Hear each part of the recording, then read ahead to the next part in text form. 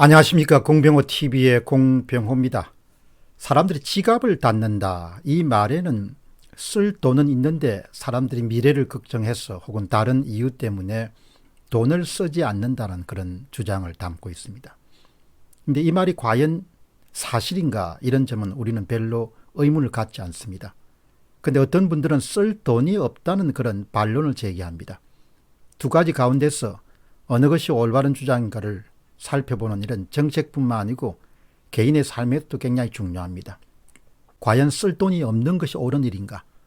아니면 사람들이 자발적으로 지갑을 닫는 것인가? 이 점을 살펴보겠습니다.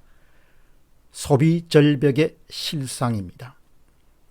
언젠가 지인들이 모여 앉아서 이런저런 대화를 나누던 중이었습니다. 사람들이 지갑을 닫는 이유가 무엇일까? 돈이 없기 때문인가? 아니면 돈이 있지만 미래가 불안하기 때문인가? 이런 주제를 갖고 서로 다른 의견을 좀 주고받았습니다. 실제로 사람들이 지갑을 닫는 현상은 뚜렷하게 나타나고 있습니다. 아직 소비 절벽까지 이르지 않았지만 계속해서 소비 증가율이 떨어지고 있습니다. 2018년도에 우리나라의 명목 국내 총생산, 전체 나라의 어떤 경제적인 규모를 이야기하죠. GDP 가운데서 민간 소비가 차지하는 비중은 48% 정도입니다. 그러니까 굉장히 중요합니다.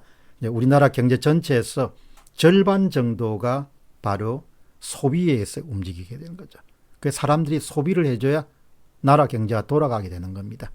돈을 아무리 나라가 풀어들더라도 나라 경제 전체의 50%를 차지하는 소비가 얼어붙은 상태에서는 경제 활성화가 불가능한 것이죠. 소비 증가율은 글로벌 금융위기가 발생했던 2009년도에 이후에 가장 부진합니다.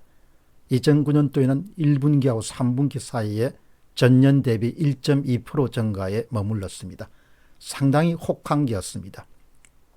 최근 자료를 보니까 민간 소비 증가율은 2019년도에 2.3%까지 떨어졌습니다. 그런데 그 수치는 2016년도에는 4%, 2017년도에는 4.4%, 2018년도 4.2%죠. 그런데 내년도인 2020년도에 전년 대비 소비 증가율은 1%까지 떨어질 것으로 봅니다. 더 악화된다는 얘기죠. 일반적으로 전문가들은 가장 큰 요인을 소득 감소 내지 둔화를 가장 첫 번째로 들고, 그 다음에 이제 두 번째는 이미 가계부채 자체가 규모가 크기 때문에 그 부담 때문에 계속해서 이자 부담이라든지 원리금 상환 부담 때문에 사람들이 현재 소비를 줄인다, 이렇게 파악하고 있습니다. 자, 그러면 그 다음 주제로 소비 절벽의 진정한 이유, 원인을 한번 파악해 보도록 하겠습니다. 대체로 그날 대화를 나눈 사람들의 의견은 소비를 줄인다가 아니고 소비를 줄이지 않을 수 없게 되었다, 그 표현에 대부분 동조를 했습니다. 대부분 이제 사업을 하시는 분들하고 그 다음에 경제학이나 이런 부분을 하신 분들이 꽤 많이 모였던 그런 모임이었습니다. 소비를 줄이지 않을 수 없었다는 것이죠. 돈이 있는데도 불구하고 지갑을 닫는 것이 아니고 돈이 없기 때문에 쓸 돈이 없다는 겁니다. 일부의 사람들을 제외하면 우리 사회 대체적으로 서민들의 삶은 가난해졌다, 이렇게 대체로 이야기가 모아졌습니다. 쓸 돈이 있는데 지갑을 닫는가 하고 쓸 돈이 없기 때문에 지갑을 닫지 않을 수 없는 건 완전히 다른 것이죠. 그래서 오늘 방송 제목도 쓸 돈이 없다, 이렇게 제가 잡았습니다. 그런데 아주 흥미로운 자료를 하나 봤습니다. 12월 24일 날 통계청이 발표된 자료니까 신뢰도가 있죠. 2018년도 기준으로 중장년층 행정통계라는 그런 자료에 한국인의 보통 사람들의 삶이 고스란히 담겨 있습니다. 국민들의 생활정보에 대한 아주 귀한 자료입니다. 우리나라의 중장년층입니다. 40세 이상부터 64세까지입니다. 고령인구가 들어가기 전에 3명 가운데 2명은 연소득이 3천만 원 미만인 것으로 조사됐습니다. 좀 놀라운 자료죠. 특히 자영업에 종사하는 중장년층들 가운데서 약 47%는 연간 소득이 1,000만 원도 채 되지 않았다. 이 수치가 2018년도 자료이기 때문에 올해는 좀 더 악화됐을 걸 봅니다. 보통 서민들의 삶이 상당히 어렵다는 것이죠. 조금 더 구체적으로 한번 보시죠. 2018년도에 중장년층 40세 이상 64세까지입니다. 인구가 우리나라에서는 1982만 3천 명입니다. 1년간 근로소득 및 사업소득이 있는 인구는 74.2%입니다. 1470만 1000명 정도가 됩니다. 이 수치는 2017년 대비해서 2018년도에 1포인트 1% 증가했습니다. 그 다음 구성을 조금 보시죠.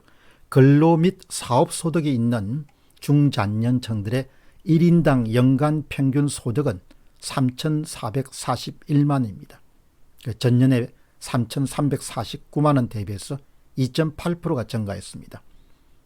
평균값이 아니라 중위값, 가장 많이 사람들이 모여있는 곳이 2,141만 원, 2017년도에 2,500만 원보다도 6.8%가 늘어난 수치입니다.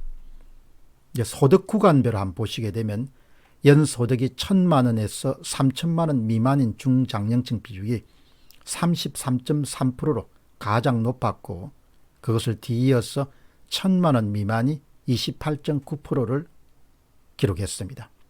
두 구간, 3,000만 원 이하인 중장년층 비중이 62.2%로 근로소득 사업이 있는 인구 3명 가운데 1명이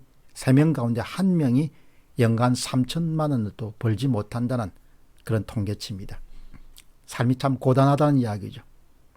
연소득이 3천만 원 이상인 중장년층 비중은 37.9%를 기록했습니다. 조금 더 세분화하면은 중장년층 소득 비율은 3천만 원에서 5천만 원 미만이 15.1%, 5천만 원에서 7천만 원 미만이 8.8%, 그 다음 7천만 원에서 1억 원 미만이 8.4%, 1억 원 이상이 5.6%를 차지하고 있습니다. 그 다음에 임금 근로자하고 그 다음 비임금 근로자, 자영업 같은 경우를 들 수 있죠. 사회 격차가 참 많습니다. 임금 근로자의 평균치는 4,281만 원이지만 비임금 근로자의 평균치는 2,796만 원입니다. 그러니까 조직에 있는 사람하고 그렇지 않은 사람의 격차가 굉장히 크다는 것이죠. 임금 근로자는 연소득이 1,000만 원에서 3천만 원 구간 비중이 37.1%로 굉장히 컸지만 비임금 근로자 같은 경우는 46.8%가 1,000만 원 미만의 위치에서 상대적으로 상당히 열악한 위치에 머물렀다. 자영업 상황이 지금 계속 악화가 되고 있기 때문에 지금은 훨씬 더 상황이 더 악화되지 않았겠냐 그렇게 봅니다. 연령별로 보면은 40대 후반이 3,816만 원으로 가장 높았고, 이후에 50대 초반 3,725만 원은 낮아지기 시작했고, 50대 후반과 60대 초반은 각각 3,231만 원과 2,320만 원으로 소득이 감소했죠. 그러니까 이것은 언젠가 제가 소개해드렸던 우리나라의 전체 생애소득을 보면 41세 때 절정을 이루고 그 다음에 59세부터 시작해가지고 이제 마이너스를 기록해 나가는, 가장 흑자 규모가 큰 것이 41세, 그 다음에 적자 규모가 시작되는 시점이 59세, 그 다음에 59세 이후로는 적자 규모가 소득 대비 소비가 적자 규모가 더 커지는 그런 추세를 볼 수 있습니다. 다음 질문은 생각해 보는 사실입니다. 여전히 우리 국민들의 다수의 소득 수준은 낮습니다. 그렇기 때문에 현재 불황을 바라볼 때도 지갑을 닫는다는 그런 표현도 틀린 것은 아니지만 훨씬 더 정확한 표현은 쓸 돈이 없다, 이것이 더 정확한 표현입니다. 쓸 돈이 없다. 전반적으로 우리가 소득 수준이 여전히 낮다는 것입니다. 여기서 이제 우리가 중요하게 저녁 있는 삶도 중요하고 워라밸도 중요하고 하지만 우리 사회가 앞으로도 더 성장해야 될 충분한 이유가 있는 사회구나, 이런 점을 절대로 놓치면 안 되는 것이죠. 지갑을 닫는다는 표현보다도 쓸 돈이 없다가 더 정확한 거고, 우리 사회가 더 성장해야 될 이유를 제시하는 그런 통계청 자료라고 저는 해석을 했습니다. 공병호 TV의 공병호였습니다. 감사합니다.